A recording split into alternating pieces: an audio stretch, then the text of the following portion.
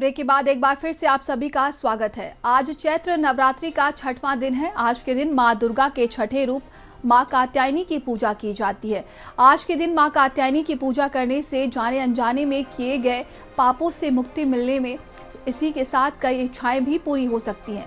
सुख समृद्धि, धन संपदा, वैवाहिक सुख, सौभाग्य की प्राप्ति हो सकती है। मां कात्यायनी का स्वरूप अत्यंत तेजस्वी है। तो चैत्र नवरात्रि का छठा दिन है और आज के दिन मां कात्यायनी की पूजा अर्चना की जाती है। सुबह से ही मंदिरों में भक्तों की भारी भीड़ देखने को मिल रही है। ऐसे में प्रशासन ने भी अपनी पूरी तैयारी कर रखी है। कहते हैं कि जो भी भक्त मां की आस्था और अपनी इच्छा से जो भी मन्नतें मांगते हैं, पूजा अर्चना करते हैं, उनकी सभी इच्छाएं पूरी होती हैं। तो सुबह से ही देखिए भक्त दूर दराज से मां के दर्शन के लिए पहुंच रहे हैं और मंदिरों में प्रशासन ने पूरी व्यवस्था भी कर रखी है ताकि किसी भी श्रद्धालु को कोई भी परेशानी ना हो। तो आज के दिन मां कात्यायनी की पूजा अर्चना करते हैं। चैत्र नवरात्रि का छठा दिन है और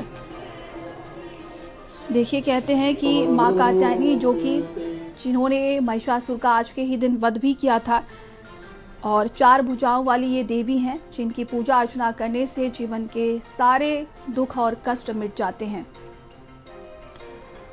तो देखिए सभी लोग मंदिर में पहुंच रहे हैं और पूजा अर्चना कर रहे हैं।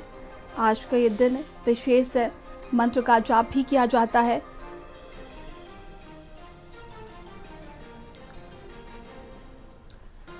और आचार्य प्रमोद मिश्रा जी हमारे साथ जुड़ गए हैं। आचार्य जी, आपका बहुत बहुत स्वागत है भारत समाचार में। चैत्र नवरात्रि का छठा दिन है और आज के दिन देखिए मां कात्यायनी की पूजा अर्चना की जाती है। किस तरीके से आज के दिन को खास बनाए जिससे मां बहुत ही ज्यादा प्रसन्न हो जाएं, हमारे दर्शकों को बताइएगा। बिल्कुल नंदिनी जी, सबसे पहले तो हमारे जो दर्शक हैं मैं उनका अभिनंदन करता हूँ और प्रणाम करता हूँ। आज भगवती का विशेष दिन है तो प्रार्थना कर लेते हैं। या देवी सर्वभूतेषु मात्र रूपेण संस्थिता नमस्तस्यै नमस्तस्यै नमस्तस्यै नमो नमः। प्रणाम करते हुए माँ को वंदन करते हुए आज का विशेष दिन माँ कात्यायनी को समर्पित दिन है। जिस तरह से आप सभी जानते होंगे कि श्रीमद् भागवत महापुराण के अनुसार, देवी पुराण के अनुसार महर्षि कात्यायन की तपस्या के द्वारा भगवती का प्राकट्य हुआ, इसलिए इनका नाम कात्यायनी कहलाया। लेकिन प्रकट कब हुई, क्यों हुई, कैसे हुई, ये भी जानना आवश्यक होता है। भगवान श्री कृष्ण का जब अवतार हुआ है उनसे पहले माँ का प्राकट्य हुआ है वृंदावन में। वृंदावन में माँ कात्यायनी का मंदिर है, भगवती वहीं प्रकट हुई थी, वही उनका स्थान है। और विशेषकर आज के दिन ये जो देवी हैं, इनकी पूजा, इनकी उपासना, इनकी तपस्या, साधना, अर्चना करने से हर तरह की कामनाओं की पूर्ति होती है। विशेषकर माँ कात्यायनी की पूजा जो कुंवारी कन्याएं हैं वह भी करती हैं। गृहस्थ जीवन वाले लोग हैं जो कि दाम्पत्य जीवन में हैं, विवाह हो गया है, तो किसी कारणवश आपस में विचारों की भिन्नता हो, विचार कम मिल रहे हो, ना मिल रहे हो, या कोई क्लेश घर में चल रहा हो, वह भी लोग माँ की पूजा करते हैं। तो आज का दिन विशेष खास छठा नवरात्रा है, जो कि दुर्गा सप्तमी में कहा जाता है कि प्रथमम शैलपुत्री च, द्वितीयम ब्रह्मचारिणी, तृतीयम चंद्र घंटेति, कुष्मांडेत चतुर्थकम, पंचमम स्कंद मातेति, षष्ठम कात्यायनी च। यानी जो दुर्गा की छठी शक्ति है वो माँ कात्यायनी है। अपने आप में हर तरह से साहस और शक्ति से भरी हुई, हर तरह से कामनाओं को पूर्ण करने वाली, भक्तों की अभिलाषाओं को पूर्ण करने वाली। जब भक्त मनसा वाचा कर्मणा माँ के चरणों में समर्पित होता है तो निश्चित है कि माँ उसकी कामनाओं को पूर्ण करती है। जी नंदिनी जी। बिल्कुल आचार्य जी, और हम आपसे अब ये जानना चाहेंगे कि माँ को कौन सा भोग लगाएं, किस रंग के वस्त्र को आज धारण करें जिससे कि माँ बहुत ही ज्यादा प्रसन्न हो, और क्या कुछ विशेष करें। बिल्कुल, आज के दिन जैसे आपने चर्चा की कि क्या भोग लगाएं, माँ कैसे प्रसन्न होती हैं, तो पूजा के विधान में नंदिनी जी 16 प्रकार की पूजाएं होती हैं, जिसे कहते हैं षोडशोपचार पूजा। तो षोडशोपचार पूजा में गंध पुष्प धूप दीप नैवेद्य तांबूल पत्र स्नान पंचामृत स्नान इत्र गुलाल अबीर आदि पुष्प हाथ चढ़ाते हुए, पान भोग आदि चढ़ाते हुए, ये तो षोडशोपचार पूजा है। श्लोक कहता है कि आवाहनासने पाद्यम अर्घम आचमनीयकम शानम वस्त्रोपवीतम च गंधमाल्यानुक्रमात् धूपम दीपम च नैवेद्यम तांबूलम च प्रतिष्ठा पुष्पांजलि इति प्रोक्ता उपचारा षोडशा।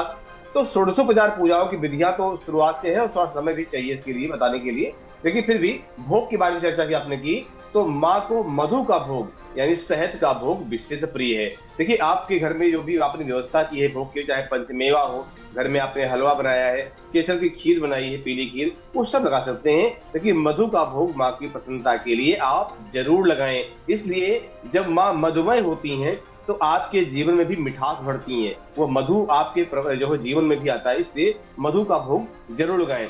अगर हम मंत्र की बात करें तो जो कुंवारी कन्याएं हैं जिन्होंने माँ की पूजा की है और माँ की उपासना की है, वह मंत्र भी जपे। मंत्र कहता है कि जो है अगर आप इस मंत्र का जप करते हैं, विधि विधान से तरीके से करते हैं, तो माँ आपकी कामनाओं को पूर्ण करती हैं। मंत्र चाहे 108 की संख्या में हो, 1008 की संख्या में हो, या अधिक से अधिक जितना भी आप जप सकते हैं, अधिक से अधिकम फलम। मंत्र है कात्यायनी महामाये महायोगिन्यधीश्वरी नंद गोपसुतम देवी पतिम में कुरुतो नमः। इस मंत्र का जप आप अधिक से अधिक करें। ये किसके लिए है? कुंवारी कन्याओं के लिए जिसके विवाह में बाधा आ रही है, जन्म कुंडली में आपके यहाँ गुरु गड़बड़ है, गुरु खराब हो रहा है, गुरु का दोष राहु के द्वारा, गुरु को दोष केतु के द्वारा, गुरु अगर अस्त हो रहा है, गुरु छठे भाव में बैठ करके, गुरु पंचम में सप्तम में बैठ करके या नवम भाव में बैठ करके भाग्य दोष बना रहा है, तो ऐसे गुरु को आज की माँ की उपासना करके गुरु को ठीक किया जा सकता है। दाम्पत्य जीवन को, वैवाहिक जीवन को, या विवाह नहीं हुआ है, विलंबता आ रही है, तो भी गुरु के दोष को ठीक करके और माँ की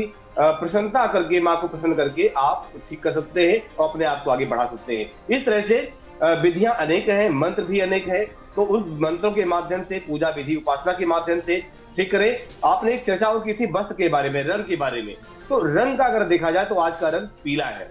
आप भक्त हैं, आप पूजन कर रहे हैं, आपका पहना हुआ वस्त्र भी पीला होना चाहिए। आपका आसन जिस पर बैठ कर पूजा कर रहे हैं, आसन भी पीला होना चाहिए। आपकी दिशा, आपका फेस किधर हो पूजा करते समय, तो आपका फेस पूरब या उत्तर दिशा में करना चाहिए। जी नंदिनी जी बिल्कुल। देखिए जो भक्त 9 दिन की नवरात्रि का व्रत रखते हैं वो किस तरीके से पूजा अर्चना करें, और जो नहीं भी हैं वो कैसे माँ का आशीर्वाद प्राप्त करें? बिल्कुल, जैसे कि जो नियम से व्रत रखा हुआ है जिन्होंने नवरात्रि का, 9 शक्तियों को प्राप्त करने का, तो उनको जो पहले दिन से उन्होंने व्रत धारण किया है, बिल्कुल उस संकल्प वैसा ही रहेगा, वो चलता रहेगा। और आज के दिन विशेष कामना है, जैसे कि मैंने आपको बताया कि संतान की कामना को लेकर के, दाम्पत्य जीवन की कामना को लेकर के, गृहस्थ में सुख प्राप्ति कैसे हो इस कामना को लेकर के, तो पूजन के आसन पर बैठ करके पहले आप संकल्प करें कि आज की हमारी ये कामना है, ये हमारा उद्देश्य है। इस उद्देश्य को लेकर के फिर आप माँ की प्रतिमा को, जो माँ का स्वरूप है, उस स्वरूप को एक चौकी पर विराजमान करें और किसी पात्र में, कांसे का या पीतल का पतीला हो या परात हो या ऐसा कोई व्यवस्था हो, उसमें उस प्रतिमा को बैठा करके बाकायदा जो पूजन की विधि होती है, जैसे कि जल से स्नान कराया आपने, दूध से स्नान कराया, दही से स्नान कराया, घी से स्नान कराया, शहद से स्नान कराया, शक्कर से स्नान कराया आपने, फिर चंदन मिले हुए जल से, जिसको कहते हैं गंधोदक स्नान, चंदन मिले हुए जल से स्नान कराया। फिर शुद्ध जल से स्नान कराने के बाद उस प्रतिमा को स्वच्छ करके, कपड़े से पोंछ करके बढ़िया तरीके से फिर आप उस चौकी पर विराजमान करें जहां माँ का स्थान आपने बनाया हुआ है। ध्यान रखिए उस चौकी पर पीला रंग बिछाना, पीले रंग का वस्त्र जो है, कपड़ा बिछाना चाहिए, आसन माँ का पीला हो, ये भी ध्यान रखें आप। फिर इसके बाद में माँ को पीला तिलक करें। पीला तिलक मतलब पंचगंध हो या अष्टगंध हो, जो तिलक है उसको करें, या पीला चंदन का तिलक लगा सकते हैं। उपरांत पीले चावल का भी जो अर्पण करें माँ के उस तिलक पर। जैसे कई बार देखते हैं किसी पंडित जी ने आपको टीका लगाया है तो तिलक के ऊपर पीला चावल वो लगाते हैं, मंत्र पढ़ते हैं, अक्षताश्च सुरश्रेष्ठ कुंकुमाक्ता सुशोभिता मया निवेदिता भक्त्या ग्रहण परमेश्वरा। इस तरह से वो तिलक के ऊपर चावल लगा करके पुष्पम पुष्पमाला, बढ़िया सुंदर सा पीला हार, या पीला हार तेवर नहीं मिल पा रहा है तो आपको उसमें जो है कुछ मिक्स भी लगा सकते हैं, लेकिन उसकी जो झलक है जी आचार्य जी आचार्य जी, अब हम आपसे ये जानना चाहेंगे कि देखिए जैसा कि आपने बताया कि जो कन्याएं हैं उनको किस तरीके से पूजा अर्चना करना चाहिए, जो युवतियां हैं जिनके विवाह में बाधा आ रही है, ये आपने बताया। और अब हम आपसे ये भी जानना चाहेंगे कि ग्रह और नक्षत्र पर किस तरह का प्रभाव पड़ रहा है, और जो विशेष कुंडली लोग दिखाने जाते हैं उनके लिए क्या कुछ उपाय होता है? बिल्कुल, देखिए हमने आपको चर्चा अभी की थी कि अगर आज के दिन विशेषकर नवग्रहों में गुरु ग्रह को समर्पित है। जो गुरु ग्रह होता है, गुरु ग्रह के दोष को माँ कात्यायनी की पूजा करने से ठीक किया जा सकता है।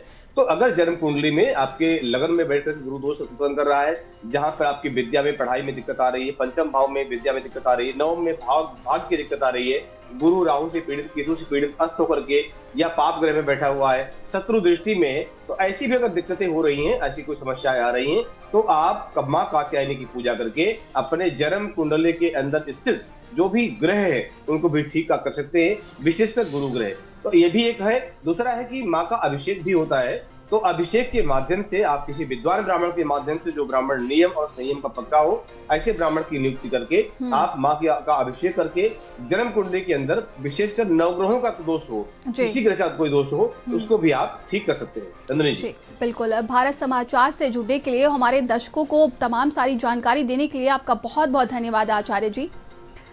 धन्यवाद। तो देखिए, आज माँ कात्यायनी की पूजा अर्चना करते हैं और आचार्य जी ने बताया किस तरीके से आप विशेष पूजा अर्चना कर सकते हैं।